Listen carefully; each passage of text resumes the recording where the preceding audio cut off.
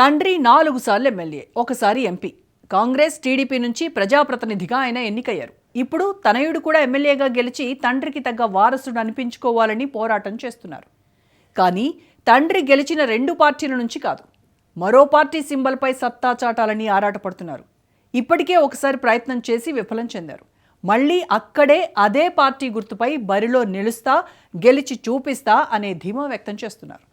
అయితే ఆ నియోజకవర్గంలో విజయం అంత ఈజీగా దక్కుతుందా? అక్కడ ఆ యువనేత నెగ్గుకు రాగలరా? ఆయన ముందున్న రాజకీయ సవాళ్ళేంటి? ఆ నియోజకవర్గం ఏది? Let's watch this.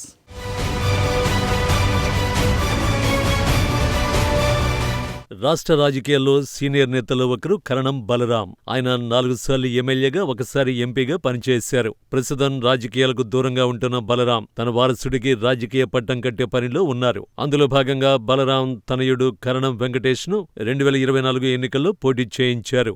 గత ఎన్నికల్లో జగన్ పార్టీ నుంచి కరణం వెంకటేష్ మొదటిసారి చీరాల నియోజకవర్గ వైసీపీ ఎమ్మెల్యే అభ్యర్థిగా పోటీ చేశారు. అయితే గత ఎన్నికల్లో ఫ్యాన్ పార్టీపై పోటీ చేసి ఓడిపోయిన యువనేత కరణం వెంకటేష్ వచ్చే ఎన్నికల్లో కూడా ఇదే నియోజకవర్గం నుంచి పోటీ చేసి సత్తా చాటుతానని అంటున్నారు. అందుకు పార్టీ అధిష్టానం గ్రీన్ సిగ్నల్ ఇచ్చినట్లేనని, యువనేతగా లైన్ క్లియర్ అయినట్లేనని పార్టీ వర్గాలు చెబుతున్నాయి. అయినా ఓ మాజీ ఎమ్మెల్యే సైతం తిరిగి ఫ్యాన్ పార్టీలో చేరి వైసీపీ తరఫున పోటీ చేస్తారనే ప్రచారమూ లేకపోలేదు.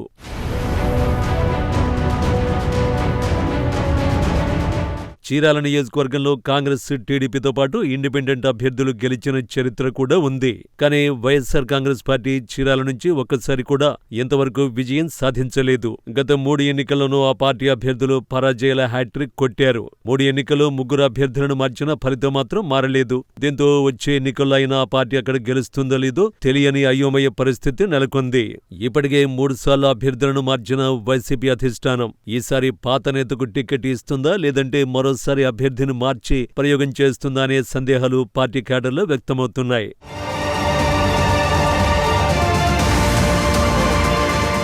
2024 ఎన్నికల్లో వైఎస్సార్ కాంగ్రెస్ పార్టీ నుంచి పోటీ చేసిన కరణం వెంకటేష్ తెలుగుదేశం పార్టీ అభ్యర్థి కొండయ్య చేతిలో ఓడిపోయారు. 2019 ఎన్నికల్లో చీరాల నియోజకవర్గం నుంచి తెలుగుదేశం పార్టీ తరఫున కరణం వెంకటేష్ తండ్రి కరణం బలరాం పోటీ చేసి విజయం సాధించారు.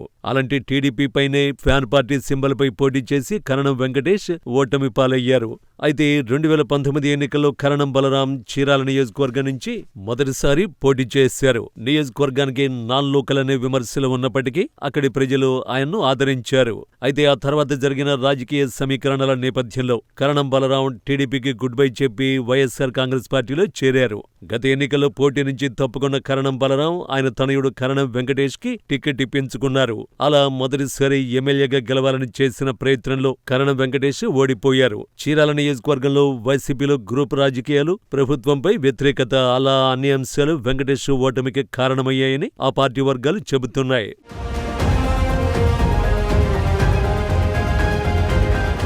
గత ఎన్నికల్లో ఓటమి తర్వాత కరణం ఫ్యామిలీపై వైసీపీ నేతలు అనుమానపు చూపులు మొదలయ్యాయట.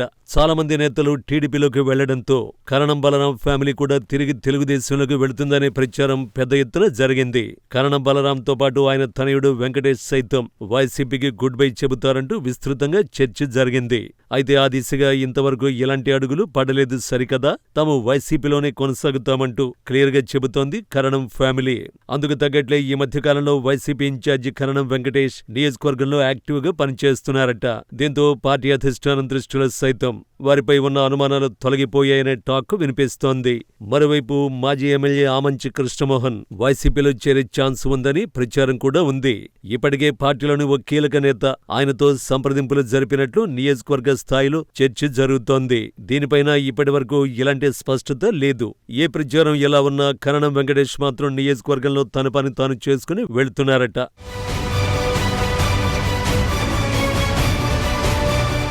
చీరాల నియోజకవర్గంలో భిన్నమైన రాజకీయ వాతావరణం ఉంది. రాష్ట్రంలో దాదాపు అన్ని నియోజకవర్గాలలో టీడీపీ కూటమి, అలాగే వైసీపీ పార్టీల మధ్య ముఖాముఖి పోటీ ఉంటే ఇక్కడ కాంగ్రెస్ పార్టీ అభ్యర్థి ఆమంచి కృష్ణమోహన్ కూడా బలంగానే ఉన్నారు. గత ఎన్నికల్లో ఆయన కాంగ్రెస్ నుంచి పోటీ చేసి టీడీపీ, వైసీపీ అభ్యర్థులకు ధీటుగా ఓట్లు తెచ్చుకుని సత్తా చాటారు. 2019 ఎన్నికల్లో ఆమంచి వైసీపీ నుంచి పోటీ చేశారు. ఆ ఎన్నిక తర్వాత కూడా చాలా కాలం చీరాల, పర్చూరు నియోజకవర్గాల ఇన్ఛార్జిగా పనిచేశారు.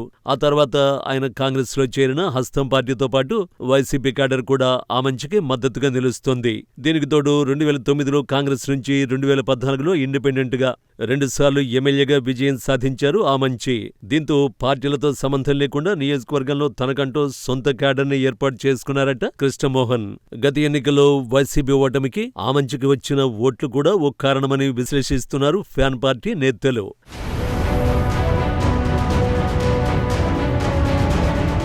అయితే ప్రస్తుతం ఉన్న రాజకీయ పరిస్థితి ఇలాగే కొనసాగితే మళ్లీ వచ్చే ఎన్నికల నాటికి ముక్కోణపు పోటీ అనివార్యమయ్యే పరిస్థితులు ఉన్నాయి. ఆ ప్రభావం వైసీపీపై పడే ఛాన్స్ ఉందని రాజకీయ వర్గాలు అభిప్రాయపడుతున్నాయి. ఇలాంటి అనేక సవాళ్లు దాటుకుని కరణం వెంకటేష్ నియోజకవర్గంలో రాజకీయం చేయాల్సి ఉంటుంది. ఇంకా ఎన్నికలకు 3 ఏళ్లకు పైగా సమయం ఉంది. దీంతో కరణం వెంకటేష్ రాజకీయంగా ఎలా పావులు కదుపుతారో, విజయాన్ని ఎలా దక్కించుకుని అసెంబ్లీలో అధ్యక్ష అంటారో వేచి చూడాలి మరి.